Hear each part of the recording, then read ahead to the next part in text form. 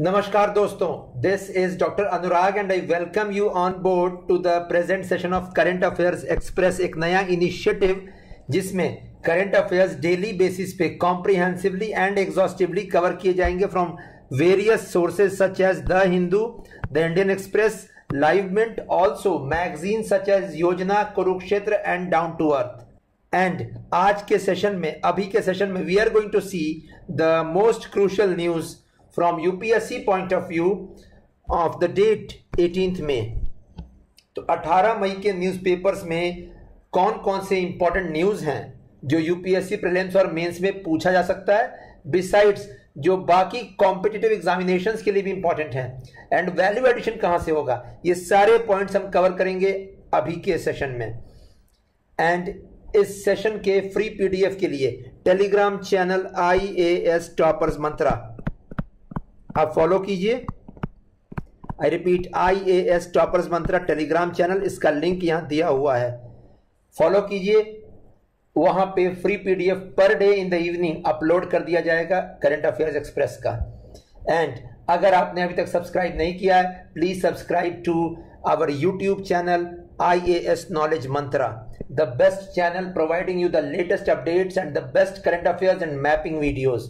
तो let us start today's interesting session. 18 मई का news synopsis, let's see what are the crucial news. सबसे पहला ह्यूमन चैलेंज के बारे में आया है, कोविड-19 रिलेटेड न्यूज है ये। हम देखने वाले प्रीलिम्स पॉइंट ऑफ व्यू से इस टॉपिक को। This question can come as statement based question in prelims, also in mains it can be asked. Ethical issues आ सकते हैं इसको लेकर। Second, spraying of disinfectants upon the streets, even upon the people. WHO ने कहा ये बिल्कुल गलत है। हम ये भी देखने वाले हैं प्रीलिम्स पॉइंट ऑफ व्यू से कि इससे क्या क्या डिजीजेस क्रॉप अप कर सकती हैं। Next, competition commission of India का रोल हम देखेंगे, बैकग्राउंड अभी न्यूज में चल रहा है Competition commission of India. Next, cyclone Amphan जो बे ऑफ बंगाल में राइज किया है, देखेंगे हम नेमिंग साइक्लोन्स की क्या कैसे होती है। We are going to see the background of this topic.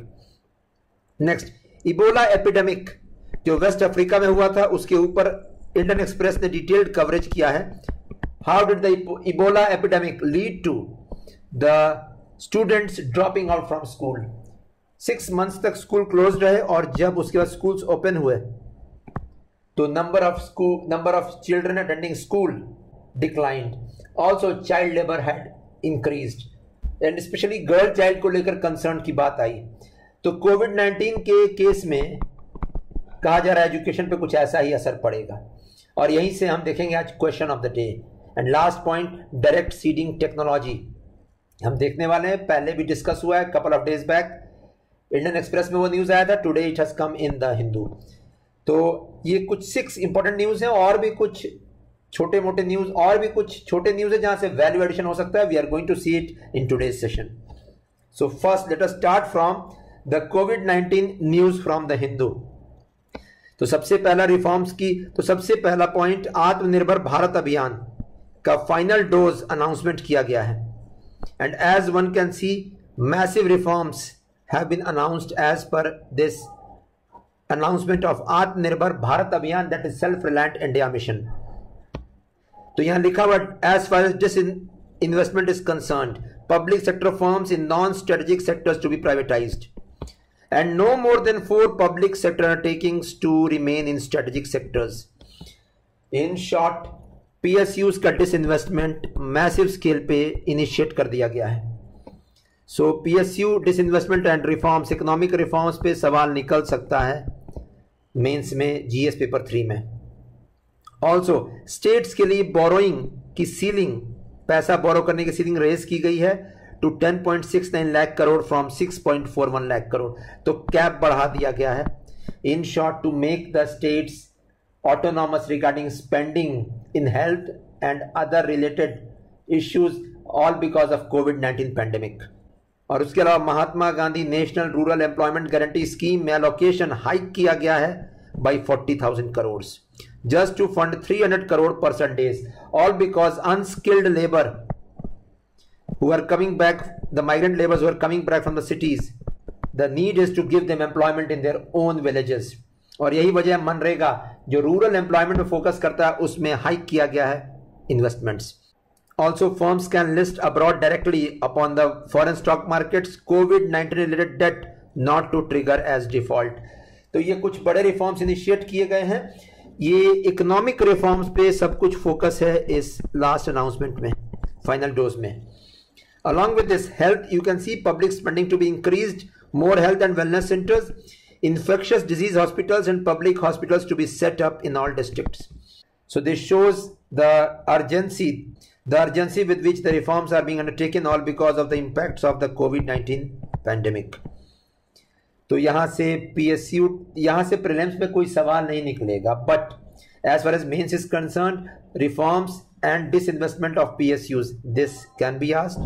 Also, second point, need of rural employment in mains, all in the case of rising migrant labor crisis going back to the villages, this can be asked. क्योंकि अब rural employment ही एक answer है लोगों को livelihood देने का. Second news भी कोविड-19 रिलेटेड है एंड द हिंदू में आया है आज, and this is about case surge disapproves prediction of decline.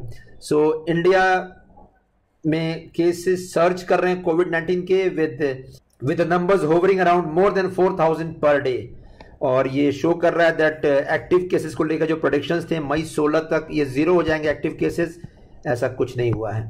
Lockdown has brought down the spread of the infection but yet the infection is still spreading. So यहां से भी वैल्यू एडिशन, कोई भी question आएगा कोविड-19 या लॉकडाउन को लेकर, this value addition can be put up. Next news कोविड-19 को ही लेकर है and this is important for prelims, both these news. First is WHO says spraying of disinfectants can be harmful. ये द हिंदू में ये न्यूज आया हुआ है. So disinfectant का spraying, it was initiated in China in the month of January when the COVID-19 pandemic spread in China. वहां से ये सब शुरू हुआ and gradually the other countries have also taken this route of spraying disinfectants upon the outdoor spaces such as streets and marketplaces. Spraying भी हो रहा है, fumigation भी हो रहा है इन जगहों पे, लेकिन ये recommended नहीं है. WHO ने कहा it's not recommended because it will not kill COVID-19 virus or other pathogens because disinfectant is inactivated by dirt and debris. Now this single liner point can come up in prelims. So disinfectant is inactivated by dirt and debris, ये याद कर लीजिएगा. Also spraying the disinfectants on individuals is not recommended, all because it would only harm the individual. The person's ability to spread the virus, उस पर कोई असर नहीं पड़ेगा.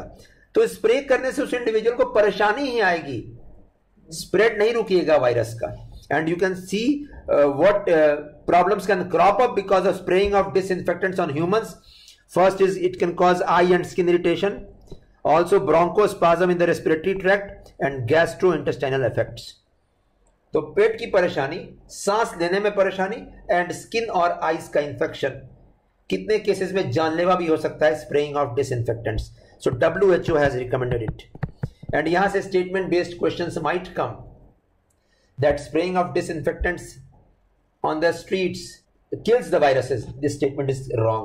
Also, spraying of disinfectants upon individuals stops the individual's ability to spread the virus. ये statement भी wrong है, तो ये देख लीजिएगा अच्छे से. Next news, COVID-19 को लेकर human challenge word आया हुआ है. So human challenge, so इस वायरस के लिए वैक्सीन की खोज चल रही है. And for the development of vaccine, over 20,000 people worldwide have volunteered to infect themselves with the coronavirus. एक तरह से human trial है ये. So the human challenge as per WHO is a controlled human infection studies involving the deliberate infection of a healthy volunteer. तो एक healthy individual जिसने volunteer किया है खुद को, उसको deliberately infect करना just to see what changes happen in the body after the infection or to see the impact of a vaccine upon the individual. तो ये एक तरह से फील्ड ट्रायल्स हो गए हैं, वैक्सीन फील्ड ट्रायल्स, इसको ह्यूमन चैलेंज कहा जा रहा है. और इस पे ये इंडियन एक्सप्रेस का न्यूज आया है आज का. This is publish in Indian express. From here prelims the question can come up, what do you understand by human challenge. The it is deliberate infection put up in the individual by infecting him or her with COVID-19 virus. तो यहां पे is it ethical to infect the people deliberately, ये भी एक सवाल generate कर रहा है। तो यहां पे लिखा हुआ है दैट पीपल खुद से वॉलंटियर करेंगे तभी उन्हें लेना है इस ट्रायल में, and also they should be completely given information about the virus and about the medication और vaccine. So full disclosure should be given to the individuals. Then only it is not controversial. अगर कोई भी information hide किया गया vaccine के बारे में या वायरस के बारे में, दैट क्या इंपैक्ट हो सकते हैं उस इंडिविजुअल पे, देन ये अनएथिकल हो जाएगा ये पूरा टास्क. सो जीएस पेपर 4 या जीएस पेपर 3 बायोटेक्नोलॉजी, अगर मेडिकल एथिक्स का कोई भी स्टडी आएगा, one can add value from this news. Value addition, I repeat, medical ethics, उसमें यहां से पुट अप कर सकते हैं 20 words. So I suppose you got important news from this page, from this slide.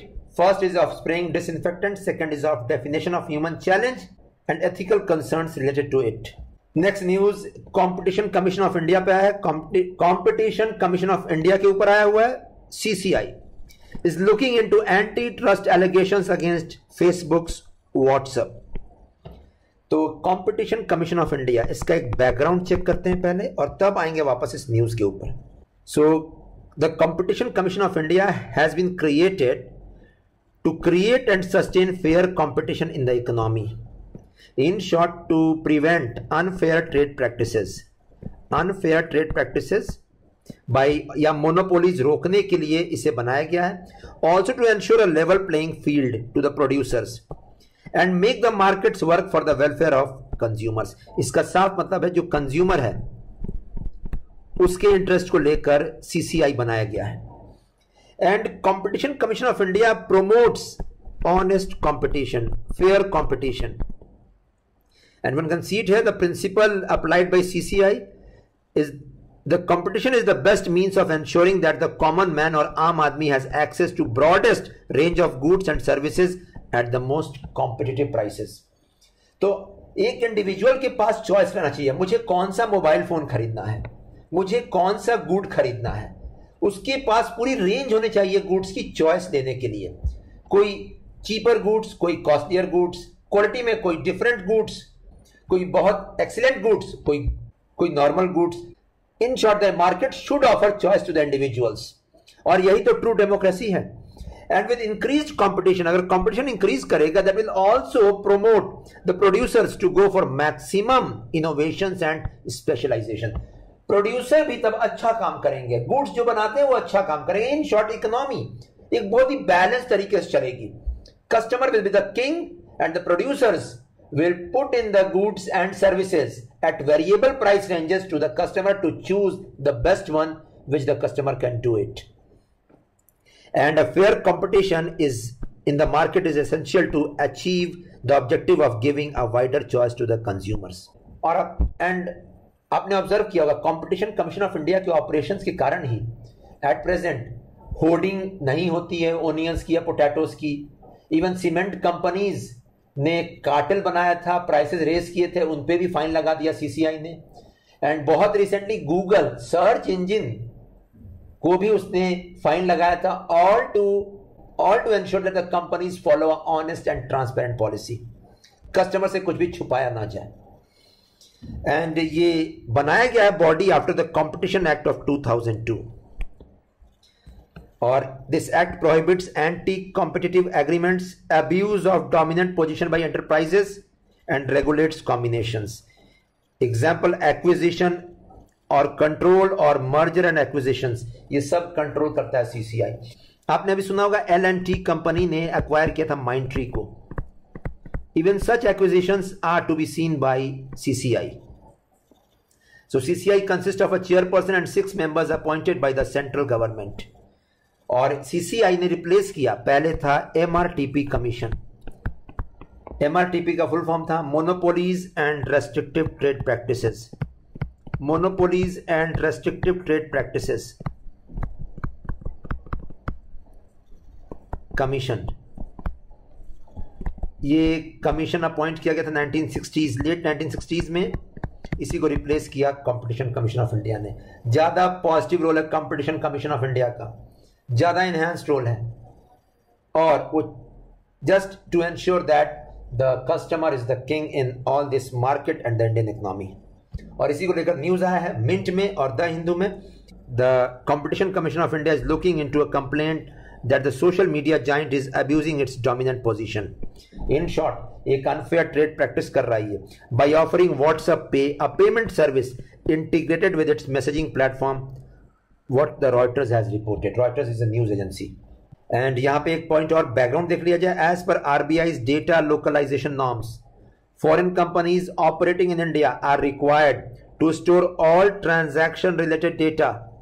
तो जितने ट्रांजैक्शंस वाले डेटा हैं, जितनी फॉरेन कंपनीज हैं, they have to store that data and also user data in servers within India, and they should remove all the data from all foreign servers within 24 hours.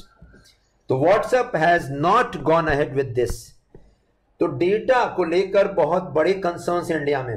Data localisation norms ये बोलता है India का that user data और transaction related data India में store किया जाए, just to prevent any kind of hijacking of the data और trading of the data in the foreign markets. तो ये न्यूज इंपॉर्टेंट है प्रीलिम्स, ये मेंस में आ सकता है। डेटा लोकलाइजेशन के ऊपर कुछ भी क्वेश्चन आएगा, आपको ये वैल्यू ऐड करना है, ठीक है। That's it. Next news cyclone Amphan के ऊपर आया है। बे ऑफ बंगाल में the cyclonic storm is briefing up and it will hit the coastal districts of Odisha and West Bengal by May 19. Cyclone Amphan, ये pronunciation है but the spelling is AMPHAN. It's a very very severe storm, turn extremely severe in the next 24 hours as per Indian Meteorological Department, causing heavy rains and high velocity winds in Odisha, West Bengal and Andaman Nicobar belt. तो Amphan को लेकर तुरंत background से सवाल निकल सकता है। How are the cyclones named? तो मैं बता दूं, World Meteorological Organization, the apex organization looking after this things, उसने 2000 में समिट हुआ उसका मस्कत में, Oman. So Muscat, Oman, the year 2000, the summit of World Meteorological Organization, it was 27th summit, and there it was decided that the naming of the cyclones, how will the cyclones be named in Bay of Bengal and Arabian Sea? और ये naming of the cyclones is done by New Delhi Tropical Cyclone Center. World Meteorological Organization ने इसका पूरा description New Delhi Tropical Cyclone Center उसको दिया है description name करने का। And the criteria used for naming of cyclones, the proposed name should be neutral to politics and political figures or religious beliefs, even culture and gender. Name should be chosen. Second criteria, name should be chosen in such a way that it does not hurt the sentiments of any group of population over the globe. It should also not be rude and cruel in nature. And the maximum length of the name will be 8 letters. तो ये 4 criteria जरूर पढ़ लीजिएगा। It should be neutral to politics, religion and gender and culture. Second, it should not hurt the sentiments of any group of population. Third, it should not be rude and cruel. And fourth, the maximum length of the name will be 8 letters. So, Amphan cyclone has been named. और new Delhi का tropical cyclone centre उसने naming किया है इस cyclone का। And the names of tropical cyclones over the North Indian Ocean will not be repeated. Once used, it will cease to be used again. ये भी important criteria है।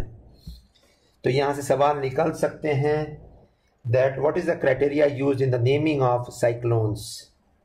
5 criteria as given by World Meteorological Organization in its 27th summit at Muscat year 2000.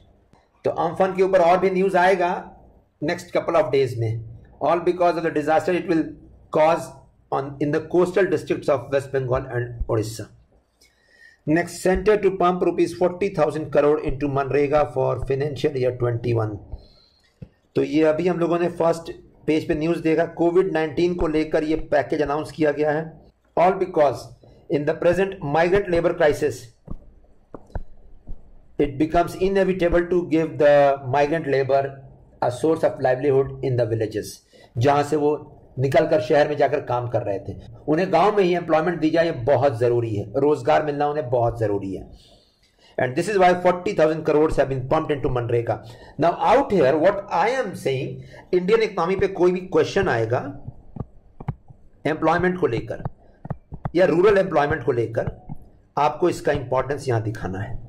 And rural employment में इतना pump in करने का मतलब है, पैसा पंप इन करने का मतलब है दैट रूरल से अर्बन माइग्रेशन अभी रुकेगा अभी कुछ दिनों तक। For some days it will stop, all because the migrant laborers will get work in the villages. So 40,000 crores का ये इनिशिएटिव आपको वैल्यू ऐड करना है माइग्रेशन में, रूरल अर्बन माइग्रेशन पे कोई भी क्वेश्चन आएगा वहां पे। GS geography paper 1, GS economy paper 3। Second, importance of rural employment, GS economy paper 3, वहां भी वैल्यू ऐड करना है। ठीक है, यहीं पे देखिए उसी के बारे में फिर से न्यूज़ है। Data is not important at all and I will just say unemployment data calculate करने के मेथड्स क्या हैं, एनसीईआरटी से देख लीजिएगा, prelims it might come. NCERT Indian economy, NCERT से methods of calculating unemployment in the country. Next, moving ahead, West Africa में Ebola strike किया था 2014 में, और कुछ ऐसा ही कोविड-19 ने अभी स्ट्राइक किया पूरे वर्ल्ड को। स्केल बहुत डिफरेंट है स्ट्राइक करने का। कोविड-19 has struck the whole globe, every country, in every country it has wreaked havoc, but Ebola ने केवल वेस्ट अफ्रीका में परेशानी पैदा किया था। नेवरदलेस, इंडियन एक्सप्रेस का ये आर्टिकल, इंडियन एक्सप्रेस में ये आर्टिकल पब्लिश हुआ एक्सप्लेन्ड पेज पे आज, and it gives a crucial insight into what was the impact of Ebola virus on the school going children in West Africa. 6 months तक schools closed हो गए थे, and जब स्कूल्स वापस open हुए वेस्ट अफ्रीका में specially the countries of Sierra Leone, Guinea and Liberia, जहां इसने स्ट्राइक किया था इबोला ने। आपका टास्क मार्क कीजिए, Sierra Leone, Guinea and Liberia upon the atlas, West Africa, and इनके कैपिटल्स लिख दीजिए कमेंट बॉक्स में, capitals of Sierra Leone, capital of Guinea and capital of Liberia. And यहां से हम कुछ डेटा निकालेंगे, यहां से हम कुछ लेसन्स निकालेंगे, lessons to be learned for कोविड-19 pandemic. If we don't find alternative solutions in the form of teleconferencing और electronic education, then it is going to be big problem for the developing countries to bring back the children into the school. You can see it here, forced out of school. More than 10,000 schools in Sierra Leone, Guinea and Liberia were closed after the 2014 epidemic to break the chains of transmission, all because children and young people can be vectors of transmission and contact rates are very high in school. Contact rates बहुत high होते हैं school में, they can turn out to be transmission centers. यही वजह 10,000 schools close किए गए, यही वजह 10,000 स्कूल क्लोज किए गए वेस्ट अफ्रीका में इबोला के कारण। And by the time they reopened, students had lost roughly approximately 2,000 hours of education, ranging from 33 weeks in Guinea to 39 weeks in Sierra Leone, according to the 2015 report published as per the UNDP report. And even after the reopening, many never went back. Approximately 1/4 of the students in Liberia and 13% in Sierra Leone did not go back to school after reopening. The reason behind the school dropouts were mainly economic reasons. In other words, poorest families couldn't afford to send them back to school. And amongst these, the girls were worst affected. The 2014 में Africa में the girl child was affected. This shows the gender discrimination and the dropout of the girls from the schools had an impact upon the society, with rising physical and sexual abuse, rising violence and rising in early pregnancies. It shows how lack of education leads to societal unrest. कैसे एक girl child का education अगर रोक दिया जाए तो कैसे society में अनरेस्ट पैदा हो जाता है। And girls enrollment was also lower than the boys.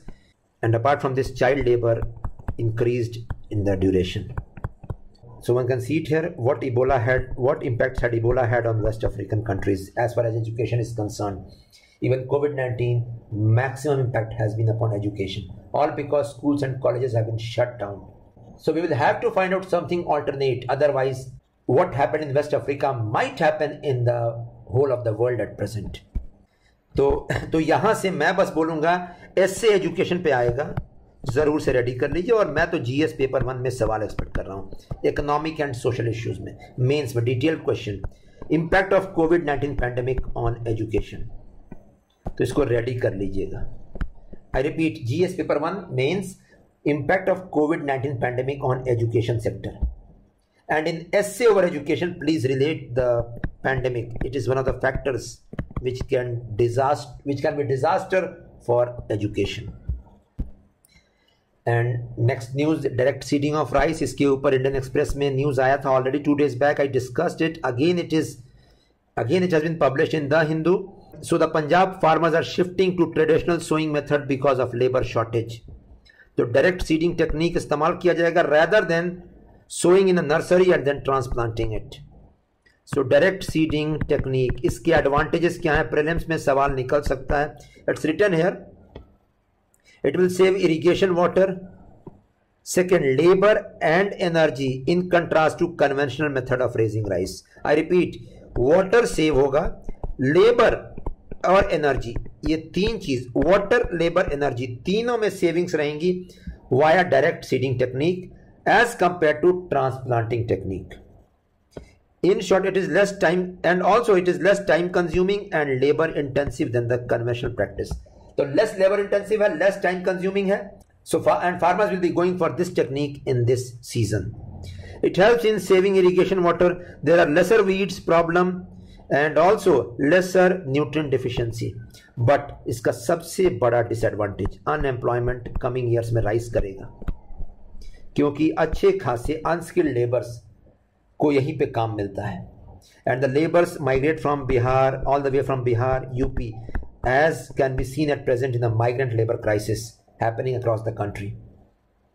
तो यहां से ये सवाल निकल सकता है, statement based question, advantages of direct seeding technique over the conventional technique of transplanting paddy or rice. And second, GS paper 3 या paper 1 economic and social issues के ऊपर, अगर एम्प्लॉयमेंट के ऊपर कोई भी सवाल आएगा या अनएम्प्लॉयमेंट के ऊपर, अगर अनएम्प्लॉयमेंट के ऊपर कोई भी क्वेश्चन आएगा, I will add value. It's a classical example of machine replacing labour. Already artificial intelligence और रोबोटिक्स की बात हो रही है, यहां भी मशीन लेबर को रिप्लेस कर रहा है, तो ये डिसएडवांटेज है। डायरेक्ट सीडिंग पे यहां लिखा हुआ डिटेल में वही आर्टिकल जो मैंने अभी आपको बताया, इट्स रिटन हियर। तो it will save irrigation water, labour and energy. And apart from this, the direct seeding technique will offer avenue for ground water recharge as well as it prevents development of hard pan just beneath the plough layer. लेकिन drawbacks में देखिए, यहां पे सबसे पहला drawback मैंने बताया अभी आपको, अनएम्प्लॉयमेंट राइज करेगा। Second problem, the seed requirement for direct seeding technique is very high, 8 to 10 kg पर एकड़ as compare to 4 to 5 kg पर एकड़ इन ट्रांसप्लांटिंग। सो प्राइस बढ़ जाएगा, टोटल इनपुट कॉस्ट बढ़ जाएगा, तो इनपुट कॉस्ट बढ़ेगा all because of increase need of seeds.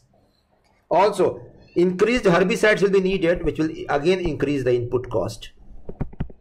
तो herbicide और seeds ज्यादा चाहिए होंगे, पैसे ज्यादा लगेंगे इसमें। तो ये था डायरेक्ट सीडिंग टेक्निक के ऊपर। देखिए ये इमेज भी दिख रहा है आपको। तो इसी के साथ आज का सेशन समाप्त होता है। Let's end the session with question of the day.